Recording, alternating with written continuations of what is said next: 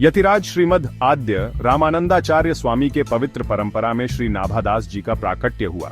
श्री रामानंद स्वामी के शिष्य हुए श्री अनंतानंदचार्य जी, उनके शिष्य हुए श्री कृष्णदास पयोहारी जी, उनके शिष्य हुए श्री अग्रदेवाचार्य जी और उनके शिष्य हुए श्री नाभादास जी महाराज। कुछ संतों ने श्री नाभादास जी के जन्म के बारे में इस प्रकार जानकारी दी है। इनका जन्म 8 अप्रैल 1537 को भद्राचलम नामक ग्राम में गोदावरी नदी के तट पर हुआ था।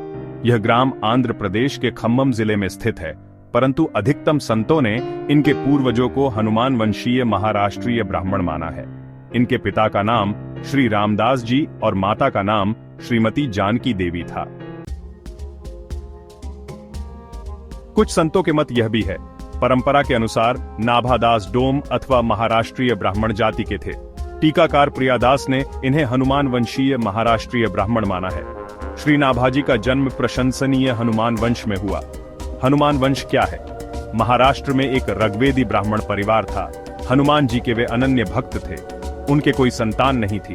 किसी लौकिक प्रसंग में किसी ने पुत्रहीन कहकर उन्हें पीड़ित कर दिया और इस बात से दुखी होकर उन्होंने एक संत से पुत्र प्राप्ति की इच्छा की प्रार्थना करने लगे। संत ने उन्हें श्री हनुमान जी की उपासना करने के लिए कहा। श्री हनुमान जी की नित्य उपासना वे करने लगे और उनके चरणों में पुत्र प्राप्ति के लिए प्रार्थना करने लगे।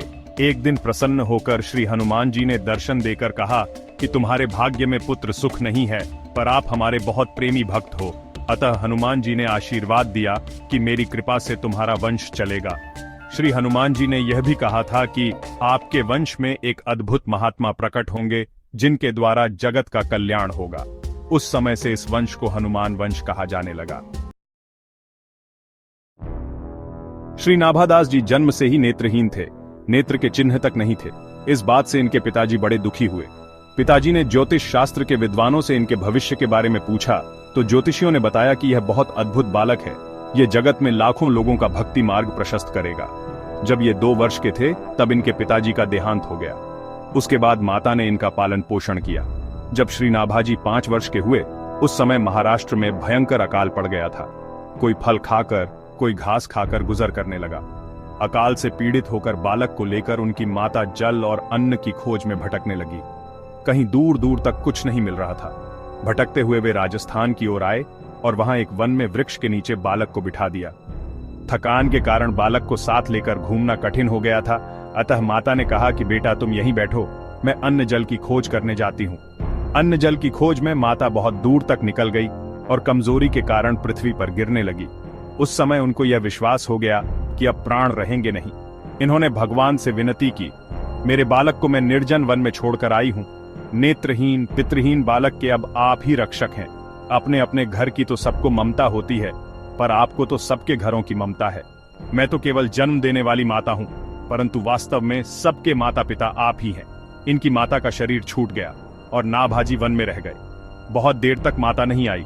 जानकार नाभाजी माता को पुकारने लगे और कभी किसी वृक्ष से टकराते, कभी किसी वृक्ष से।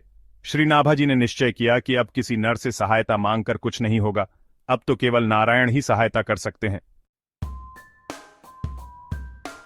नाभाजी भगवान नारायण को पुकारने लगे और इसी पुकार से भगवान ने उन पर महान कृपा की थी। दैवयोग से श्री किल्हदेव जी और श्री अग्रदेव जी, ये 2 महापुरुष हरिद्वार कुंभ स्नान करके अपने आश्रम गलता जी जयपुर जा रहे थे।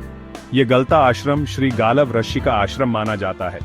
चलते चलते संतों को 2 मार्ग पड़े, एक वन जंगल वाला रास्ता और दूसरा राजमार्ग वाला रास्ता।